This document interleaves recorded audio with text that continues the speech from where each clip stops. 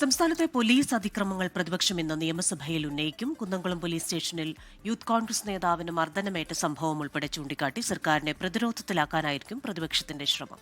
ശൂന്യവേളയിൽ വിഷയം ഉന്നയിക്കാൻ ശ്രമിക്കുമ്പോൾ മുഖ്യമന്ത്രിയുടെ പ്രതികരണവും ഉണ്ടായേക്കും. വിവരങ്ങളുമായി സലിം മാലിക് ചേരുന്നുണ്ട് ഇപ്പോൾ തിരുവനന്തപുരത്ത് നിന്ന്. Salim, good morning. ഇന്ന് സഭയിൽ എന്തൊക്കെ പ്രതീക്ഷിക്കണം സലിം?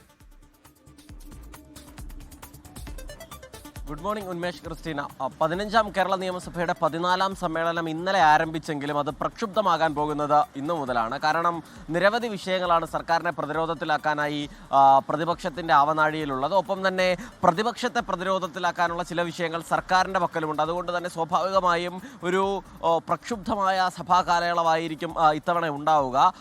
ഇന്നലെ അത് സഭ കൂടുകയും അനുശോചനമർപ്പിച്ച് പ്രധാനപ്പെട്ട നേതാക്കൾക്ക് അനുശോചനമർപ്പിച്ച് പിരിയുകയും ചെയ്തെങ്കിൽ ഇന്നു മുതൽ പരസ്പരമുള്ള വാഗ്വാദങ്ങളൊക്കെ ഉറപ്പായും ഉണ്ടാകും. ഇന്ന് പ്രതിപക്ഷം ശൂന്യവേളയിൽ ചർച്ചയാക്കാൻ ഉദ്ദേശിക്കുന്നത് പോലീസ് അതിക്രമവുമായി ബന്ധപ്പെട്ട പ്രശ്നങ്ങളാണ്. കുന്നംകുളത്തേത് ഉൾപ്പെടെയുള്ള വിഷയം ചൂണ്ടിക്കാട്ടിക്കൊണ്ട് നോട്ടീസ് നൽകാനാണ്, സഭ നിർത്തിവെച്ച് ചർച്ച ചെയ്യാനുള്ള ഉപക്ഷേപത്തിനുള്ള നോട്ടീസ് നൽകാനാണ് പ്രതിപക്ഷത്തിൻ്റെ തീരുമാനം. അത് അനുവദിച്ചാലും ഇല്ലെങ്കിലും മുഖ്യമന്ത്രിയുടെ മറുപടി ഉണ്ടാകും. സ്വാഭാവികമായും അത്തരം ചർച്ച അനുവദിക്കുകയാണെങ്കിൽ വിശദമായൊരു ചർച്ച ഇന്ന് ഉച്ചയ്ക്ക് ശേഷമാകും ഉണ്ടാവുക. അതല്ല, ചർച്ച അനുവദിക്കേണ്ട സാഹചര്യമില്ല എന്ന് പറഞ്ഞ് സ്പീക്കർ അനുമതി നിഷേധിക്കുകയാണെങ്കിലും സ്വാഭാവികമായും ആഭ്യന്തര വകുപ്പിൻ്റെ തലവൻ എന്ന നിലയിൽ മുഖ്യമന്ത്രിക്ക് മറുപടി പറയാതിരിക്കാനും കഴിയില്ല. സ്വാഭാവികമായും അതുകൊണ്ട് തന്നെ ഇത്രയും ദിവസവും ഈ വിഷയത്തിൽ മാധ്യമങ്ങളോടുൾപ്പെടെ മൗനം പാലിച്ച മുഖ്യമന്ത്രിക്ക് ഇന്ന് ഇക്കാര്യത്തിൽ മറുപടി പറയേണ്ടി വരും എന്നുള്ളതാണ്. ഇന്നലെ LDF യോഗത്തിൽ ഒറ്റപ്പെട്ട സംഭവമാണ് ഇത് എന്നുള്ളൊരു വിശദീകരണം മുഖ്യമന്ത്രി നൽകിയിരുന്നു. സ്വാഭാവികമായും അത്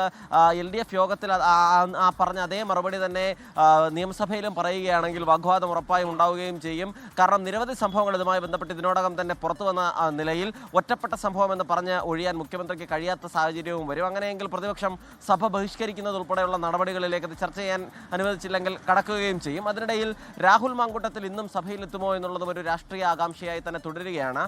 രാഹുൽ ഈ സഭാ കാലയളവിൽ മുഴുവൻ പങ്കെടുക്കാനാണ് തീരുമാനിച്ചിരിക്കുന്നത്. പക്ഷേ ഇന്ന് സഭയിലേക്ക് എത്തില്ല എന്നുകൂടി ചില സൂചനകളുണ്ട്. എന്തായാലും ഇന്നലെയും അവസാന നിമിഷം വരെയുള്ള സസ്പെൻസിന് ശേഷമായിരുന്നു രാഹുൽ സഭയിലേക്ക് എത്തിയത്. രാഹുൽ സഭയിലേക്ക് എത്തിയാൽ ഇന്നും പ്രതിഷേധം ഉണ്ടാകാൻ സാധ്യതയുണ്ട്. മാത്രമല്ല, രാഹുൽ വിഷയത്തിൽ പ്രതിപക്ഷത്തിനെ പ്രതിരോധത്തിലാക്കാൻ ഇന്നും സഭയിൽ രാഹുൽ ഉണ്ടെങ്കിലും ഇല്ലെങ്കിലും ഭരണപക്ഷത്തിൻ്റെ ഭാഗത്ത് നിന്ന് നീക്കമുണ്ടാകും. മറ്റു ചില വിഷയങ്ങൾ കൂടി ഇന്ന് സഭയുടെ പരിഗണനയ്ക്ക് വരുന്നുണ്ട്. 24 പുറത്തുവിട്ട ഗൈഡ് വയർ കുടുങ്ങിയ വാർത്ത, ശരീരത്തിൽ കുടുങ്ങിയ വാർത്ത ഉൾപ്പെടെ ഇന്ന് ചോദ്യോത്തര വേളയിൽ സഭയിൽ എത്തുകയും ചെയ്യും. അങ്ങനെ നിരവധി വിഷയങ്ങളാണ് ഇന്ന് സഭയ്ക്ക് മുൻപിൽ എത്തുക. 2 ബില്ലുകളും പ്രധാനമായി ഇന്ന് സഭ പരിഗണിക്കും. ഒപ്പം തന്നെ ചികിത്സയിൽ കഴിയുന്ന കാനത്തിൽ ജമീലയ്ക്ക് അവധി നൽകുന്നതുമായി ബന്ധപ്പെട്ട അപേക്ഷയും ഇന്ന് സഭ പരിഗണിക്കും. ഉന്മേഷ് ക്രിസ്റ്റീന.